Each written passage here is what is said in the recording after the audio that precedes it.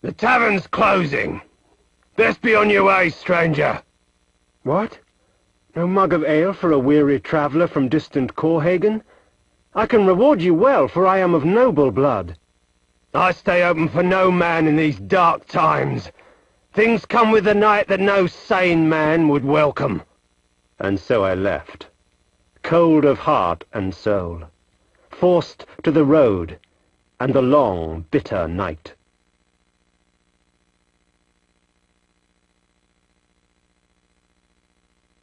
That's him!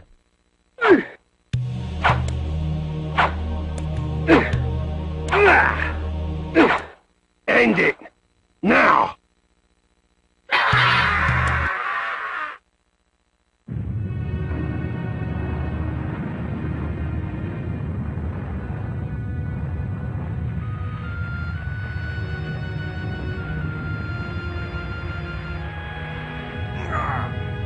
They, victors, suffering to the conquered. Ironic that now I was the one suffering. Not anything as pedestrian as physical pain, rather the cruel jab of impotent anger. The hunger for revenge. I didn't care if I was in heaven or hell.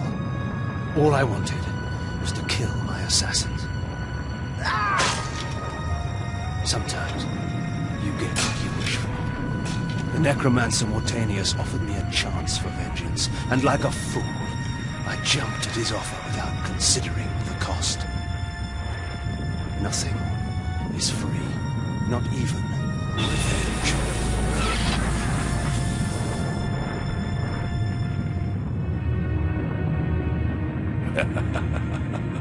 You will have the blood you hunger for.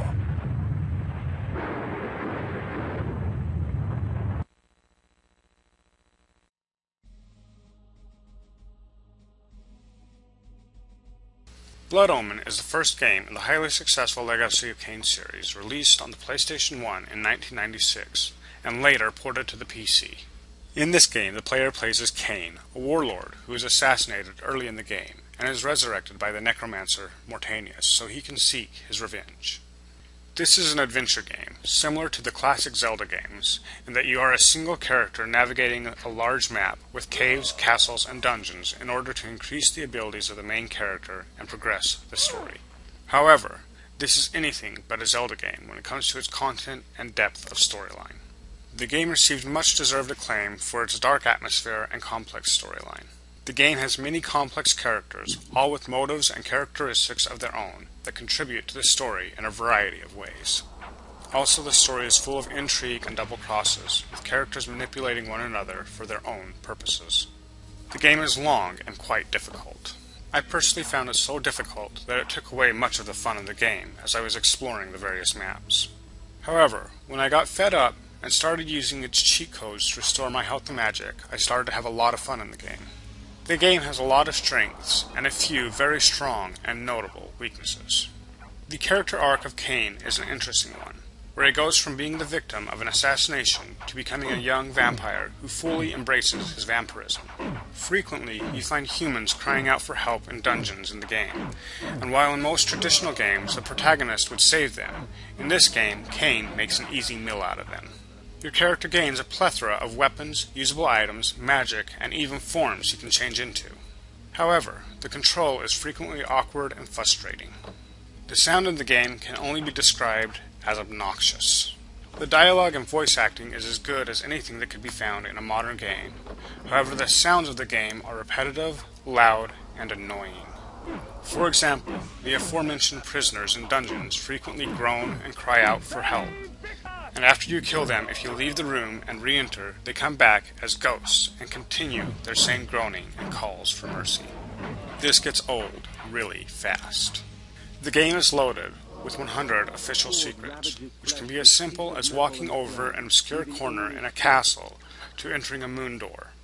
During the game, the moon goes through a 2-hour cycle from full moon to full moon, where the full moon only lasts 10 minutes.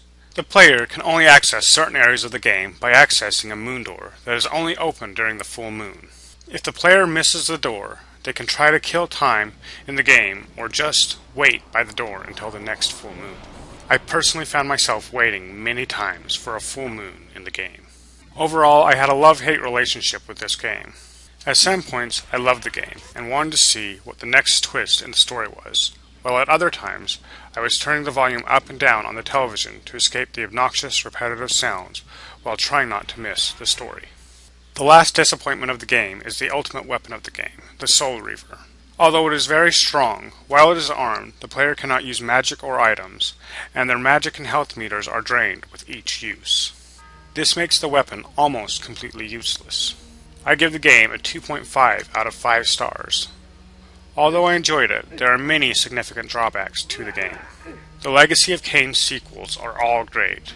If you wanted an introduction to them, I would recommend this game.